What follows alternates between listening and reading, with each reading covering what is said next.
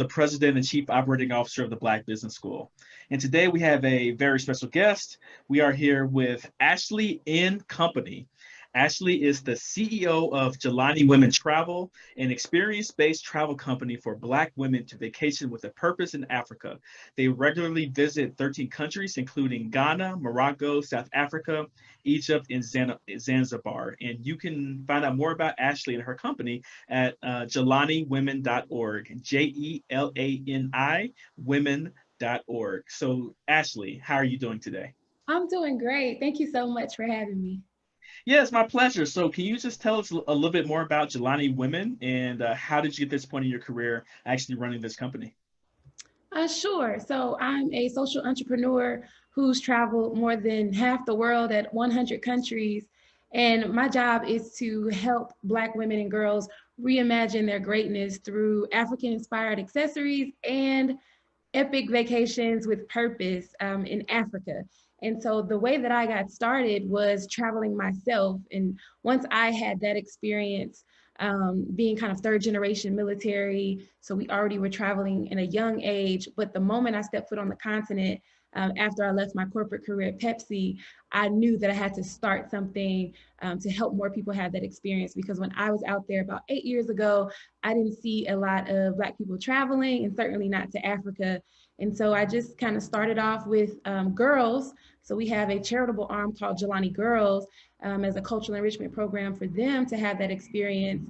And then I saw an opportunity to really help fund this charity by creating an organization for adult women, empower Black women to have a vacation. And that really took off. So essentially, we've just kind of been going forward ever since with both women and girls. And we also do private trips for anybody who wants to experience Africa. Cool. So, what was it like growing up as an Army brat, and how has that, I guess, helped you, or military brat, excuse me, and how has that helped you with Jelani Women Travel?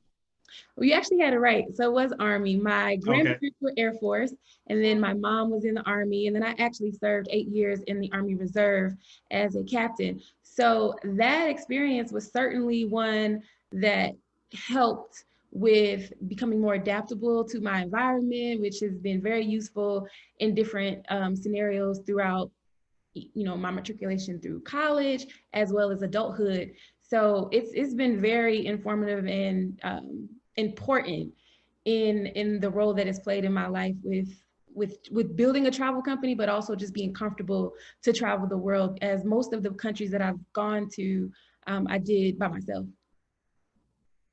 Now, did you have entrepreneurs in your family as well, or were you, I guess, the first full-time entrepreneur to come out of the company family? I actually am the first one. I was the first to graduate from college. So everybody was more military based as their trajectory or their career, and they're retired now. And so when I went to school, I got more of I guess like an awareness around entrepreneurship.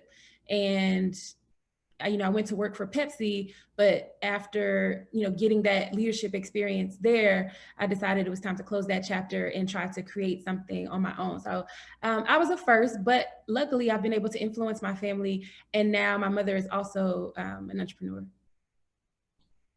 So a lot of our audience members, I guess many of them feel like they're alone on the island, and they have to be the trailblazers for their family as well. Whether it be a college degree, it could be getting that first great corporate job, and it can also be, I guess, entrepreneurship as well. And it seems like you're the trailblazer in your family as it relates to, I guess, your educational accomplishments, and then also running a successful six-figure business in the travel industry. So talk about that a little bit more in terms of, what is it like being the trailblazer of your family in terms of like, what are the best things about it and what are the things that, you struggle with, in that position? Yeah, sure. So, I do believe that I have set a trail ablaze, as my mom would say, and I've been very proud to do that. But I haven't really felt a burden, as I've sometimes heard some of my peers say, because they have been so supportive. I wouldn't be in the position I was if they weren't helping me. Luckily, when I really dove into this entrepreneurial, track, they were retired. So they actually have been wildly instrumental in supporting me, giving me some of that free support, and using their 20 years of logistical experience to kind of pour into my company, as well as the love and just the dedicated time. So the experience for me has been really, really positive, and I'm just really grateful for them. But it also makes me really proud to know that I've done something that they haven't been able to accomplish, and just seeing the pride that they have in me. Let's talk a little bit about corporate, corporate versus entrepreneurship. So, talk about why you made that leap to starting your own business. And was there like a moment or a time that you knew, like, yeah, my time at Pepsi's done. I think it's time for me to do something else on my own? Yeah, absolutely. I certainly plan. And actually, some people, that have had a few interviews where they have kind of coined me as very brave and courageous. And while I accept that, I receive it, and thank you. I I always tell people I did not go the starving artist route. I didn't just quit everything with $15 in my pocket and jump into California and try to make it, right? I actually, which that's one route, and people have done great with that, but that wasn't my story. I really planned and really prepared. And, my first, before I built the framework for my company, I left Pepsi and I traveled for a year, starting in Mexico, working my way down to Argentina, so all of Central America, most of South America, and then landed in East Africa. And during that experience, before I left, I actually spent a year teaching myself Spanish while I was still at Pepsi. And I also spent a year aggressively saving to make sure that I felt comfortable, and also spent a lot of time making sure I didn't allow people to project their fears onto me, and, continuously question, why would I leave a comfortable position? Why, things like that. And so it took a lot of different aspects to stay focused on in order for me to make that move. But I knew when the time was right, specifically because I had enough experience to go to business school. That was my main goal. I'm a planner, so I knew even going into the job at Pepsi that I needed a certain amount of time to go to business school. The difference was, I said I was going to take a year off and travel and then go to business school and have somebody teach me how to create a nonprofit, how to create a thriving business. The difference was, during that year of travel, it was so transformational, academically, personally, professionally. I was so profoundly moved by what I experienced that I knew that the time was now, and I was just going to have to figure it out as I go. And 8 years later, that's what I've been doing ever since. So I knew that the time was right. I thought it was for one path, but as I went down my journey, things kind of turned, and I'm just grateful. So that's interesting. So you're actually on the, I guess, business school track, much more than, I guess, the entrepreneurial track. Is that correct? No, so I was. That was my plan. When I graduated from Hampton University and went to work for Pepsi, it was specifically so that I could get Mm, that leadership experience and then be competitive for business school. But in the time in between quitting and getting ready for business school, I took a year to travel. When yeah, I traveled for that year, I completely changed my mind about got wanting it. to So go that to was the business school. Yeah, because I got literally it. Cool. started the company. So now, in theory, if I do decide to go back, it would be an executive track because I already have the experience. Right. So yeah, I mean that's excellent. I wish I kind of would have skipped the business school track sometimes. Like some things I loved about it, but then others, it was a lot of debt. And given what I do now, it's not completely relevant, except that it did open up, I guess, networks and doors that probably wouldn't have been opened up to me otherwise. But back to your story in terms of just starting the company and leaving Pepsi, and you were talking about projecting the projection of other people's fears onto yourself. What were the fears that you actually had, or did you have any, or did you feel just so well prepared, like this thing is just going to work? I really felt really prepared because I've always been the type of person that has a plan A through Z, literally. I always have a backup for a backup for a backup. And so even when I left, I really did a really great job, especially the last year at Pepsi, where I felt that comfortable that I could go back if I needed to. And then I also, at that time, I was still a part of the Army Reserve. So I also knew that there would be an opportunity for me to maybe take a full-time position in the Army if I really wanted to. So I felt like I had a bit of a cushion. You know, like I said, I had saved a ton aggressively. So I really wasn't as fearful. The only times I did find myself kind of doubting myself, like, should I do it now? Should I push it back another 6 months? Was when I started sharing with people, and their response was, "You be crazy. I would never do that. Are you sure? It's going to be so dangerous when you travel. Anything can happen to you." And, you know, it was literally what they were saying. And once I like shut those voices out, I honestly didn't have any internalized fear. So, preparation seemed to be the key in that particular Yes. case, and shutting out, I guess, the noise of others who, weren't really believers in terms of your vision, and they didn't know what you actually knew in terms of the direction that you wanted your life to go. So, talk about more specifically some of the things that you actually did to prepare. I know you said like learn Spanish, and you had some other things like in the preparation space, but I mean, from I guess from a financial cushion perspective, or like just the things that people are afraid about that that they usually don't do, or they're afraid to do if they want to take that leap to entrepreneurship. So what were some of those things, like I guess financially, business wise, that you did to prepare for that leap to entrepreneurship? Absolutely. One of the key things was, I'm probably one of my superpowers, probably one of my main superpowers is personal finance and personal financial management. And so essentially, it really just boiled down to, I, anytime I got a raise or a promotion, I still was spending at the same level as when I first came into the company. And so when it came time, so I was already saving a great deal just generally. But then once I realized, okay, I'm about a year out and I need to start getting aggressive, I was even more aggressive. And then just my personal lifestyle, what I like to do with my money is to travel. So I didn't spend a lot on, certain type of name brands or extravagant items. And I think that really helped with my savings and just really creating a pool to feel very comfortable. And then one of the other things I think was really important was that I didn't, by like a lot of my peers, because we came in as a class, as a corporate college hire program, and most people felt, now that we're having all this money that we've ever seen before, let's get the car, let's maybe even get the house, because that seems like the right thing to do. And I didn't do any of those things. I kept driving the car that I had since high school. And so all of those things I think really just set me up, because my mindset, even when I was getting promoted, I still, acted the same way.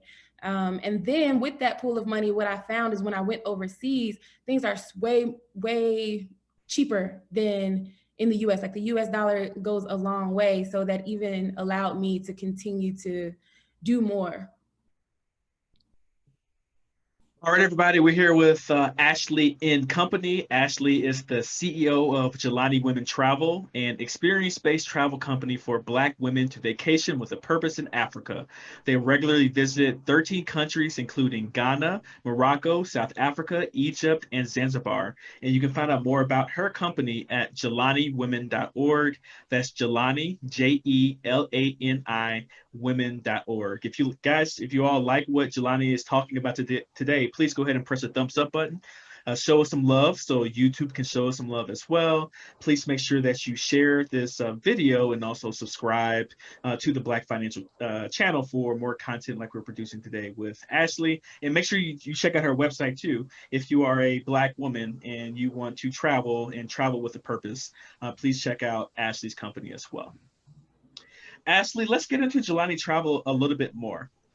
So talk about, I guess, I mean, you told me in that one sentence your main value proposition, but expand upon your main value proposition, to Black women in terms of why they should be traveling with you. And then talk about some of your early, I guess, clients or early, people that you went traveling with, and, why did they come on board? Yeah, sure. So, Jelani Women Travel is leading in this experience-based travel, specifically in the area of service. So we dedicate one of our days of vacation to a day of service with young people in the different locales that we travel. And we believe that that really sets us apart from a lot of similar companies, where you can have a great time, but then we want you to also, you have a great time, fun. We do all of the things from the rooftops to nature. But that one day is really special in a way to connect and really have an impact. And I think that really binds the women into, it really bonds them in a way where there's a sisterhood almost immediately, because the women who are coming are always service minded and just have a heart ready to serve. So there's just the experience and the community that they build with each other when they're there, I think sets them apart. And I think that's why we see so much success in our trips that come after that, because a lot of them are always returning, but bringing their sisters, their mothers, their friends each time. And the relationships have been so amazing from the beginning, where there's women who refuse to travel on another trip without the person that they met on the trip. You know, in the first trip that they went on, like there was these two women, one was from Chicago, one was from New York. They never knew each other, but then when they showed up in South Africa, they ended up being paired together as roommates. And they literally the next year went to Morocco together. The next year after that went to Kenya together. And they're already signed up for Egypt. So you see things like that all the time because the community is so powerful. We've had women who now didn't know each other in the beginning, but now they do business together. We've had women drive down from one part of the state to another state to deliver baby clothes. I mean, the relationships, I think, is really what sets us apart. And I think that the relationship and that bond is formed through our day of service. Got it. I mean, I think that's amazing in terms of, I guess, serving and giving back. Where did that need for you, I guess, come from? Because, you were in the Army Reserves, so it seems like services is something that has been innate with you, right? Or, your parents served in the military, or your mother served in the military. You served in the Army Reserves, and now you have this service organization with Jelani Girls, and then we're going to get into the business model in terms of how Jelani Women fits into that. But now you have this day of service with Jelani Women in terms of your trips. So talk about that more in terms of where this innate desire to serve, actually came from, with you. Yeah, I mean, just hearing you talk, I'm thinking the military probably really did have an impact on that, because it's just been something that's been something I've been fond of since I've been young. I remember feeling sometimes helpless on what I can do to support the world, and how can I make the world a better place, just as a young child. And then going into high school, having volunteer opportunities offered to me. I remember going on Thanksgiving to feed the homeless and really finding a lot of joy from that. And once in college, there were way more opportunities to get involved in different service organizations. I became the president of the NAACP chapter at my university. And so it's just literally been something that's always been something that just brings me joy. And so once I realized that there was a way to monetize it so that I can sustain and create more impact for myself, my family, and so many others, it was just like a no-brainer to me. I was like, even when I first learned of the term social entrepreneur, I knew immediately. I was like, that's me. So it's just been something that's always been a part of me. Yeah, actually, you mentioned HBCU too. So talk about how, like your experience at Hampton has influenced you as it relates to just entrepreneurship and what you're doing now. I think the biggest influence I've received from Hampton University is the relationships. I was introduced to entrepreneurship in some ways because some of my friends, their parents were entrepreneurs. And so just hearing some of their stories, so I was slightly introduced to it at Hampton. I was more focused on a track of, trying to find that corporate job while I was at Hampton. They definitely helped prepare me for that. But once I sought out and did it, and really became the entrepreneur and started that company, the first people that you're going to reach out to is your network. And at that age, your network is going to be your alumni, especially at HBCUs. And so Hampton has been wildly instrumental in supporting me as it relates to the relationships and classmates. Like I said, we started Jelani Girls first. And so as a nonprofit, there was a huge fundraising campaign. And of course, I reached out to them first. And when you start a nonprofit, you actually have to form a board of directors. And it literally, when you do the paperwork, it has to be somebody you can't just pick anybody. So everybody on the board was a Hamptonian. So yeah, HBCUs, Hampton University, definitely played a major role. Every year when I go back for homecoming, I've received awards from them. I was in the inaugural class of the 40 Under 40 Society, and all of those things is because they were recognizing the work that I did and wanting to support it. Yeah, no, I think that's awesome. And, we're proponents of HBCUs in many ways, with, the Black Business School. And a lot of people I interview talk about, I guess, is how instrumental their college experience was at HBCU in terms of them moving forward in business in some form or fashion.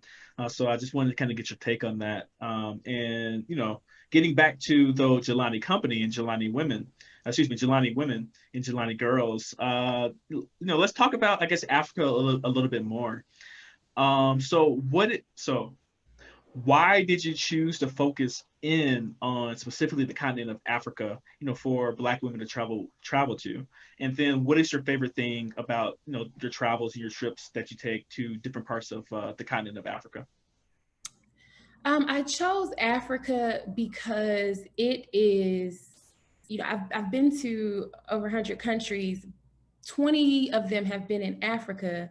What I know is while world travel is, really incredible, I've seen some incredible things. What I know for sure is that Africa is the best place to be. And I just really felt like I couldn't experience that for myself. There's so many things. We have a hashtag called Reimagine Africa, where I'm just trying to get people to see the amazing beaches that you find in the Caribbean, you can find in Africa, the great, like the Eiffel Tower or the Statue of Liberty, these great monuments. You can find the Monument in Senegal. And there's everything that you're looking for, major cityscapes, all of it's there. It has everything that we need. And so I just think, while we can go to these other places and have a great time, we should not forget about Africa travel. And so I knew that I could sell out trips to Thailand and Bali really quickly, or Italy, but it was really important for me and my community that they see and experience and reimagine Africa, because I believe, and I told this to Essence in 2016, and I still believe it to this day. I believe that when we change the way that we see Africa, we change the way that we see ourselves.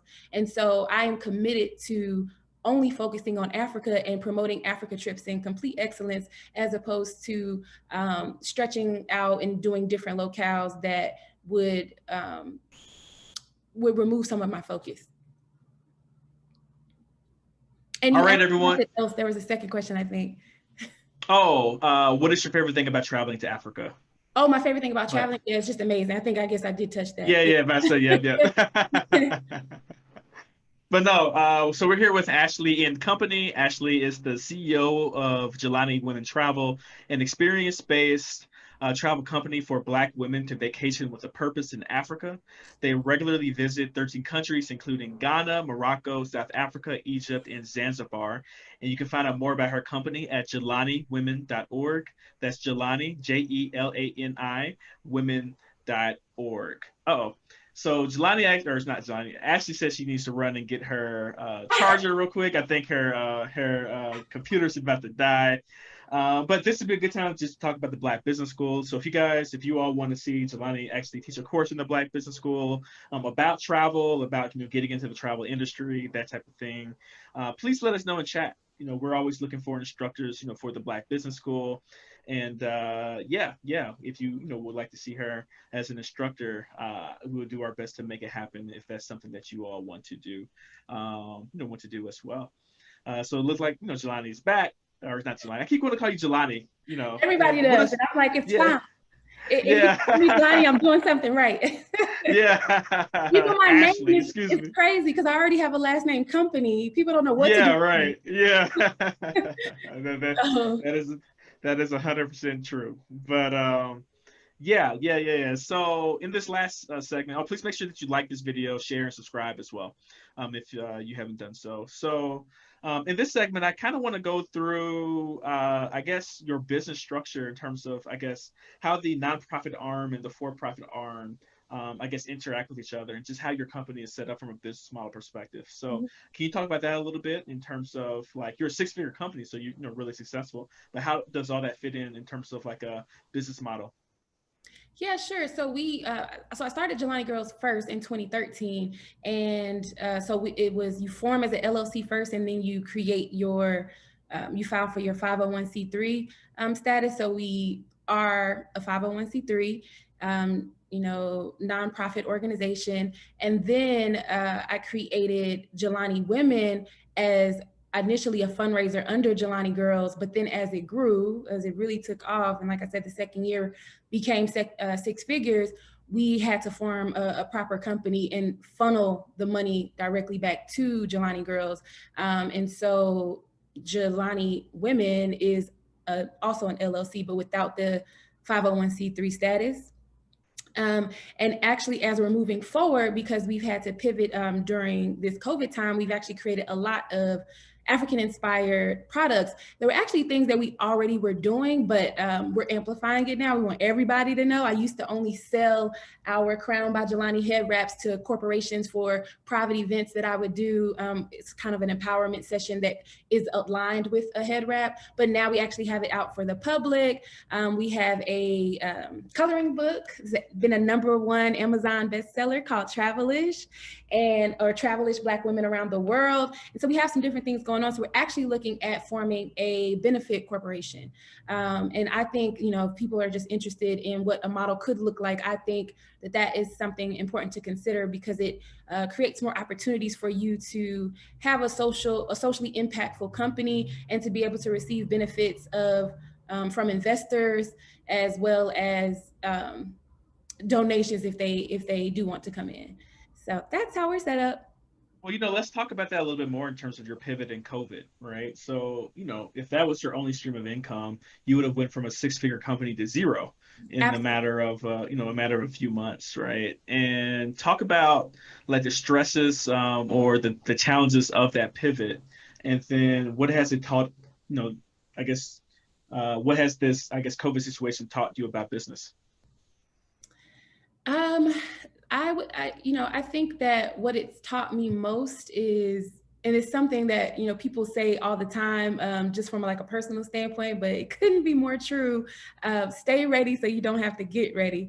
And even when you think that you're ready, because we thought we had a lot of things in place, we were not thinking about a global pandemic completely shutting down travel. So that is one of the tough lessons that we've learned. One of the things that has really kept us is that sound financial, personal finance management that I had.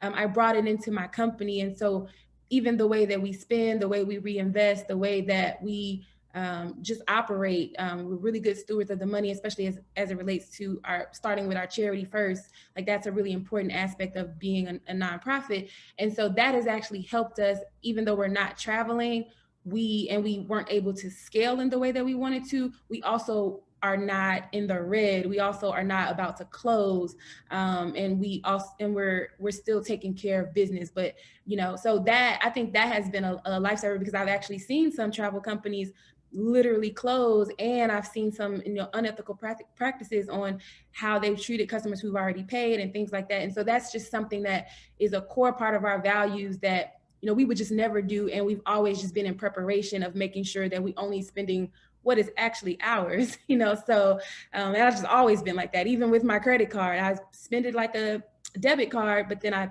pay it immediately, so that I don't have a lot of debt sometimes. So that's kind of the approach that we've taken with the companies. And the pivot is essentially, what we do is create and really champion community between Black women, community between African Americans and Africans, just the African diaspora. And so that will never change. We're always going to be inspired from Africa, whether we're physically traveling in this moment or not. And that's why it was so easy to push forward to our community different African inspired accessories, such as our head wrap or our coloring book, some of our virtual experiences, and things of that nature. So that's a good lead into my next question. I guess the last question of this segment is, what's coming up next? And I guess, what is your grand vision for Jelani Women and Jelani Girls?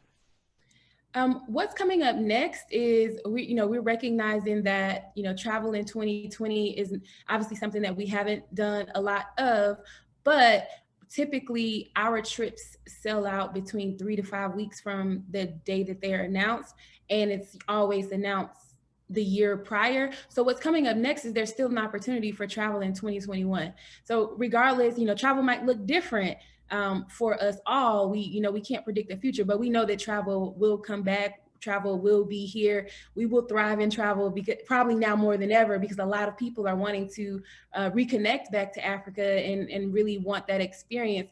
And so what's coming up next is just people having the opportunity to sign up for 2021 trips.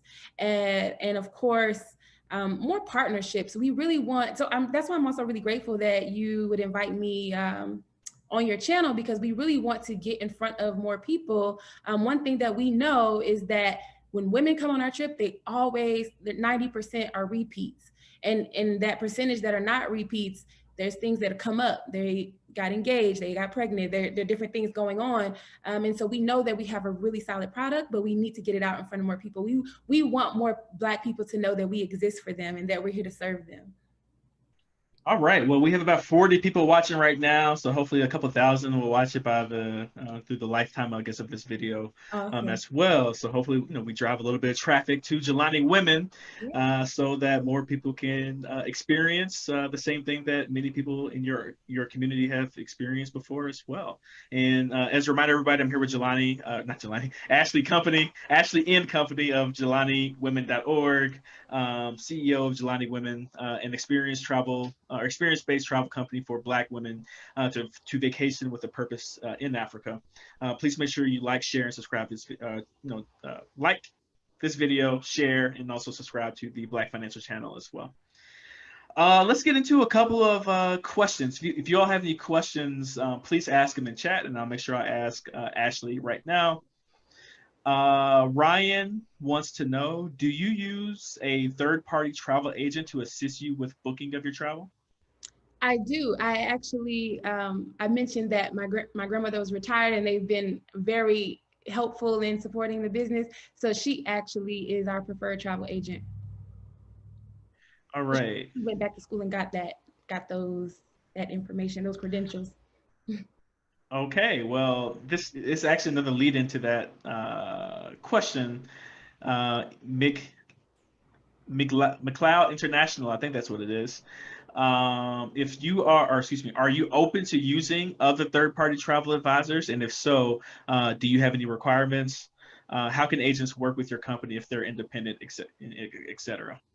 Yeah, sure. We're always open to opportunities and collaborations. All you need to do is just shoot me an email. I think the best way to get in contact with me is just my personal website, because you can see all of the different things that I'm involved in. And so that's ashleyincompany.com. You'll easily be able to contact me, or you can just simply go to info@jelaniwomen.org and it'll get right to me.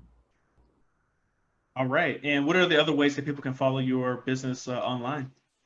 Yeah, so we'd love for you to follow us on Instagram at Jelani Women Travel. Want to follow me personally? It's at Jelani, or sorry, look, now I'm calling myself Jelani. It's at Ashley in Company, and then the little underscore. And we do have a thriving Facebook group specifically for Black women, and it's called Jelani Women Travel. So if you just put Jelani Women Travel in the Facebook search, we should pop right up, and you can request to join, and we'd be happy to have you. And that's where you can get all of the insight information about what's coming up next and sales and deals. You can also sign up for our email list at bit.ly/celebrate-blackness. So. Perfect. And yeah, that's great. And to close out all interviews, I've been doing something new for the people who've been watching my interviews the last week or two. They know I ask a few questions to end rapid fire, and I just want to know what you think about the following. Okay. All right, number one, what is your favorite business book of all time? My favorite business book of all time. Let's go with Traffic, Sales, and Profit by Lamar Tyler. Oh, okay. Yeah, everybody loves Lamar. Everybody loves Lamar. That's the homie. So shout out to Lamar, changing the game. I think there was an article that just came out that the mastermind together we did about $49 million in sales in the year 2019. So Lamar's doing some great things on that particular front, and Rodney, of course, too. Mm-hmm. Number two. Are there any, maybe it's the same, maybe it's different. Are there any CEOs or companies or businesses that you're following right now that you're trying to gain insights from? Yeah, one of the companies that I just admire out of this world. And we're so closely aligned. I love learning from them. They've been in business for over 15 years, I think 17 years now, is AfricanAncestry.com. They are leaders in this space, and the technology that they have to be able to open up people's minds and help them connect to who they are has been phenomenal. And I love that they're able to do it through science, and we're able to do it through physically giving you an experience in Africa. Shout out to Gina Page at African Ancestry. Yeah, so shout out to Gina. Hello. The third question is, who's your favorite historical figure from Black history? My favorite, I've been quoting Malcolm X a lot lately, but my favorite, I'm okay with that one. Yeah, Malcolm X. Okay. I really love the philosophy that Assata Shakur had as well. All right. Number four is actually, I need to read Asada's biography. I have not done that yet. It's on my short list of things to actually read. Mm. Number four. Oh, how many hours of sleep do you get at night? I get 8. No matter what time I go to bed, I get 8. I heard you on that. Yep. I get 7 at night, then I take an hour nap. Well, not anymore. I have a child now, so 2-year-old, so she kind of keeps me up a little bit more. So I usually get about 7.5. But good. I'm glad you get 8 hours of sleep. And then my last question is, what advice would you give to your 20-year-old self about just life and where you are now? 20 years old. At 20 years old, I would say, girl, keep traveling. Because there was a period where I came back and I didn't need to come back. And I would have kept traveling. All right, girl, keep traveling. That might be a t-shirt right there, actually. I like that.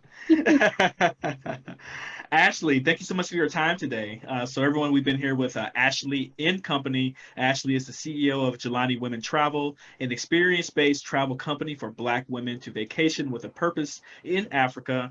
They regularly visit 13 countries, including Ghana, Morocco, South Africa, Egypt, Zanzibar. And you can find out more about her at Jelani, Jelani, women.org. That's JelaniWomen.org. And today we've been talking about how she has built a 6-figure travel business by helping Black women to reimagine Africa. So before you get out of here, please make sure that you subscribe to our YouTube channel. Please make sure you like this video, and also, share this video as well. And Ashley, so thank you so much. And everyone, will take care, and we will talk to you later.